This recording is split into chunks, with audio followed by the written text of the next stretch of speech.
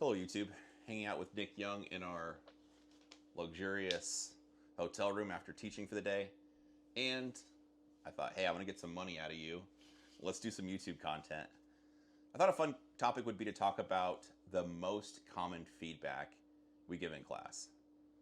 I told you about the topic a couple minutes ago to give you plenty of time to prepare and intentionally didn't talk to you about it. So if you have a couple things, whatever, we'll just bat it back and forth. What's the most common piece of feedback you give people? I would definitely say the first one would be someone staring at their red dot, meaning like they're putting all of their attention on the red dot. And you see it a lot when people possibly haven't shot as fast as what they're going in a class, or maybe they're not comfortable, with the speed that they're going. And it's like this bouncing red ball in front of their face is getting their attention more and more and more because of how fast they're going. And maybe they feel that tension and then it like sucks them into the red dot, whatever the case may be. I think a lot of the time people have a really hard time putting the dot in the background and putting all of their attention on the place that they're trying to put bullets. Yeah, I agree. To elaborate on what you said, that's the biggest piece of feedback. There are, I'll suggest, two types of people. Delusional people that think that they're always target focused and it's not a problem, and people that live in the real world that are aware, I want to look at the target. I do not mean to look at my sight. Sometimes I make mistakes. I'm really sorry and I hate myself for it, but realize once in a while your attention moves back to your sight. Sure. Couple common situations for that: rapid fire, like what Nick just said, target transitions. It happens a lot, especially if you're going from a target that's easy to a target you perceive as difficult. Oftentimes the sight will get in, and then when they start to get close, they go from looking at everything to the next thing you know, they get tunnel vision. Yep. The next thing you know, their posture changes. They're just staring at the sight as they follow it onto the target. It's going to be really tough to find an exact spot you want to hit on the target. Oftentimes you'll just see the color of the target behind it and perceive it as good. So in a USPSA kind of context, you just see brown cardboard behind the dot. Sounds good to me, and probably not even realize there's a marksmanship issue until afterwards, where you see where the bullets went. Just because at the time you perceive the target behind the dot. Yeah, I mean, and one thing, like if people wanted to test this without a gun, right? Like you could pick a light switch to point at, right? Like you have your finger over top of it and then look at another light switch and then look back to the other light switch. And like you'll clearly see that your finger moved in the direction that you were looking. So I think, like the dot is constantly trying to follow your vision, but if you stare at it, it's just going to go wherever on the target instead of like a very precise place. I think another thing that people can do, at least in their dry fire, is try to take note of how the dot, like say you're doing target to target transitions, like try to take note of how the dot is landing on the target. And like what I've noticed is when I'm staring at the dot, or if I catch myself staring at the dot will kind of streak through a target. Whereas if I like get my eyes out in front of the dot or out in front of the gun and like, hey, I want the gun to stop right there, the gun will come straight to my eyes and it'll look like it just comes to a complete stop on the spot that I'm looking. So like if it's streaking through a target, typically, you're probably not looking at the right thing. You're probably staring at the dot.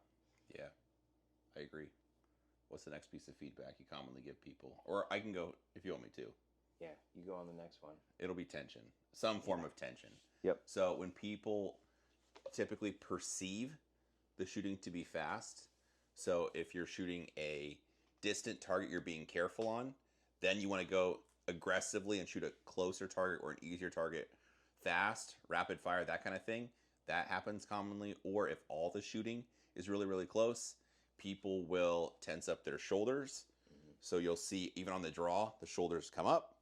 They'll push the gun really hard between targets.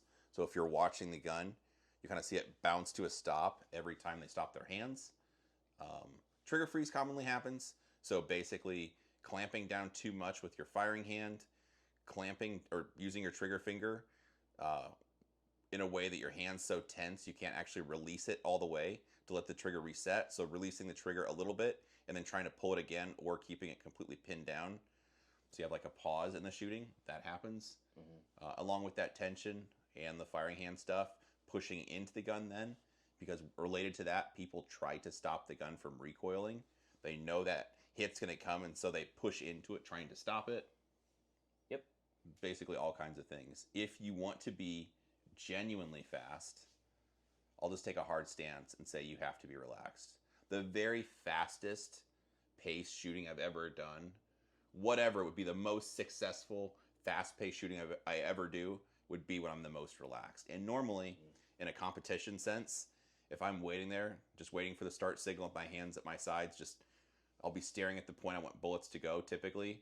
In my brain, I'm thinking, just relax. Relax your firing hand, relax your shoulders, that kind of thing. Not necessarily like the smoothest, fast nonsense, but just in a way of, think about drawing a pistol. If I tense up my shoulders, tense up my hands, kind of make my hands into fists, have them next to my side, my shoulders shrugged up a little bit, and then you tell me to draw fast, I'm not going to be able to do that. And if I try to snap my hand to my gun, it's probably not going to go where I want it to. Instead, if I'm just standing there relaxed, thinking, hey, be cool, don't look dumb, that kind of thing, relax my shoulders, relax my firing hand, something like that, it'll be way easier just to snap my gun or my firing hand to the grip of my pistol to draw it. I think so too. I think too, like, if you have tension, and it's usually people have tension at a speed in which they perceive to be very, very fast for them. Maybe they haven't gone that pace before. Maybe it looks like there's a lot of stuff happening, right?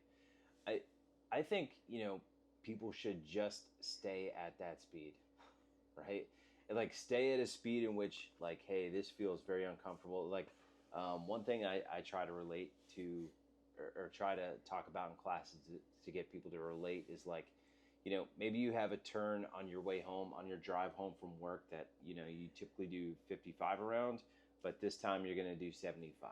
And it's like, how would that feel if you've never gone 75 around that one turn that you're most comfortably doing 55 around, right? I'm usually too busy looking at my phone texting to even pay attention to how fast I'm driving. Fire off this text before I stomp the gas. Yeah, 100%. But, like, you would go around the turn, your hands would grip the crap out of the steering wheel because you're like, holy shit, I've never gone this fast before. Like, it would feel kind of crazy. But, like, if you did that for a month, you would almost inoculate yourself, so to speak, in terms of how that speed felt. And so I think going at a pace that feels uncomfortable in the name of, like, inoculating yourself to the way that feels can go a really, really long way in terms of getting that tension out of your shooting. I like that. Any other common feedback? You want me to keep going? I'll just cut you in line. I don't care. Go for it. Well, lately I've been working with a lot of military and law enforcement. So people that carry a gun professionally, I've been interacting with a lot lately. And the most common piece of feedback for that group is in reference to the sight, and it's normally over aiming. So most people, when using a red dot sight, want to make, especially for somebody carrying a gun for their job or their career, you want to make the dot look like the whole being accountability for bullets and lawyer attached, all that kind of stuff. They want to make sure the dot looks like a dot before they start shooting. So draw the gun, bring the sight there, wait till the dot comes up as a streak. It stops. It looks stable like a dot. Once it looks perfect, then start shooting. Yep. It's going to be different based on people, but I'll just say as a general rule, out to 7 meters, probably 10 meters for most people, if you just see the color of your sight on the target, you will be fine to send it. The magic will come from not clamping down with your firing hand, pushing into it, or influencing the gun in some way. It won't be related to the sight picture. So if I'm looking at the target and I just see the color red come up, as soon as the color red touches my eye line, I'd be ready to start shooting. Absolutely. I mean, I think the other thing to think about there too is, like, aiming doesn't ever get better with time. And you got to think too, if you feel like, take target transitions, for example. Like, if you transition to a target and your dot is not landing on the place that you want it to, and you have to, like, clean up a sight picture, so to speak, it's like, well, that has to do with a couple different things. Like, maybe your eyes aren't out in front of the gun, long enough or fast enough to pick a place for the dot to land on. Maybe your index isn't developed enough to make the gun come to your vision, etc. So, like, maybe that should be the stuff that you should be working on. But aiming doesn't get better with time. And if you have to do that on every single target, there's other issues there other than the aiming piece. So it's not like when you're in full shred mode, it's not like you're seeing more, you're comfortable with seeing less. You get comfortable learning what you have to see and what'll be okay if you don't see. For sure. Yeah. Any other thoughts? I think those were really good. All right, I got one more then. Okay. If you're shooting in a way that you deem, or people will shoot in a way that they deem to be acceptable, the results are okay, you just need to go faster. Some people, that makes them very uncomfortable, and that's competition shooters also, because you'll get to a point where you're comfortable, you get results you like, the targets look good, all that kind of stuff. If you want to get better, you need to just go faster and see what happens. Today, for instance, in class, hey, this looks pretty fly, just go faster. All of a sudden, shoulders go up, start pushing on the gun. I didn't have to say, try to shoot this one specific target faster, try to draw faster. If it all looks okay, just go faster. That's what I would tell myself in training. This is all going pretty okay. Let me just attack it a little bit harder and see what goes wrong.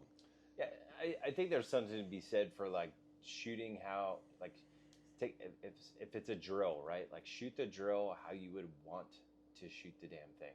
Sure. Not how you currently are shooting the thing to feel comfortable. Like shoot it like the shooter that you would want to be, and then try to assess what's happening, right? Like, hey, maybe at that pace my hand's tensed up. Like, okay, what do I need to do about that, etc. And start applying cause and effect. I think that helps a ton. Yeah. And then the flip side, so you're always trying to go faster. I don't go to the gym, obviously, but it'd be when people do go to the gym, keep adding on more and more weight, and that way you're able to keep raising the bar, so to speak, for how much weight you can pick up and put down over and over again for a while. Mm-hmm. So the shooting analogy for that then is you keep pushing on the gas, you make the mistakes, but there's a couple different modes for training. When you're pushing, it should be pushing at a level that you can articulate back what went wrong. So for example, I'm just a little bit uncomfortable. I push just a little bit, and then, oh, dang it, my firing hand did that thing again. I felt the gun go past the target, or I saw something do that, or I was shooting rapid fire pairs, and I saw the dot streak. I'm clearly pushing into the gun, something like that. So, yep, it happened. It's happening just fast enough that I'm uncomfortable, but I'm able to recite back what happened. Mm-hmm. Then the last piece to that is just, if you have the discipline, when you are doing a department qual, a match, shooting against your friend for bragging rights, whatever, then you just go back to that area that you know you can perform without doing anything stupid, and that's the way you perform on demand.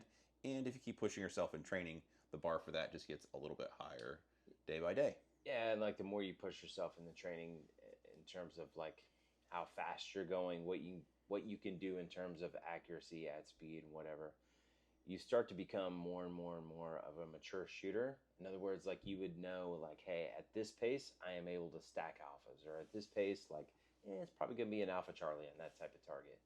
And I think that over time starts to build a whole lot of confidence and makes things a little bit easier, a lot easier, actually. Yeah, I concur. Well, it's just work. It's just work. Put in the work. Hashtag dues paid. That's right. Well, is that like a Jocko thing or something? I don't know. It's an internet thing. Beats me.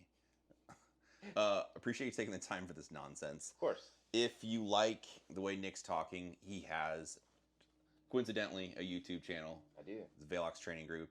Velox Training Group. Mm-hmm. He's got a bunch of content. Probably more helpful stuff and better edited than my stuff. But it's with a nice camera. Yeah, with a better camera. What? It is a nice camera. No, you have a nice camera that is slow motion and all that stuff. Yeah. Professional. Mm-hmm. I barely know how to use it, but it's pretty nice. I just put my iPad on a cardboard box in a hotel room and throw in some mics. I'm like, hey, let's just try this. Let's go. There's winging it and there's seeing what happens. And let's see what happens. Hey, man, we're seeing what happens right now. Exactly. I like it. So anyway, if you have questions for either of us, drop it below. Or if you have questions for Nick, I'll just have him on more often. So let us know what you want us to talk about.